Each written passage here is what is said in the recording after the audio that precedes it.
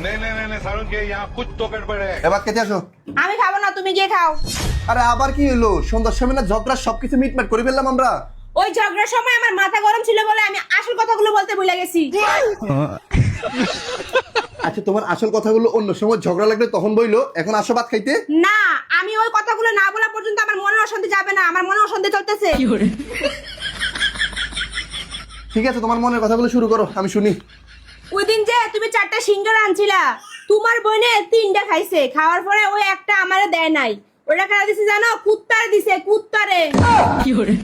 তারপর তুমি যে এক সপ্তাহ আগে আমার লগে লুকিয়ে লুকিয়ে রসমালাই আনছিলা, ওটা তোমার ভাইয়ে দেখছে। দেখে তোমার মার কাছে যেয়ে বলছে তুমি নাকি বোর গোলাম হয়ে গেছো, বোর পিছনে সব টাকা নষ্ট করে ফেলতাছো। আর আছে? অথচ তোমার কাছে আমি ওই দিন 1000 টাকা চাইছিলাম কসমেটিক্স কেনার জন্য, তুমি আমারে দাও নাই। তোমার বোনের 2000 টাকা দিয়ে 3 পিস কিনা দিছো। শেষ হয়েছে? হ্যাঁ মন শান্তি হয়েছে?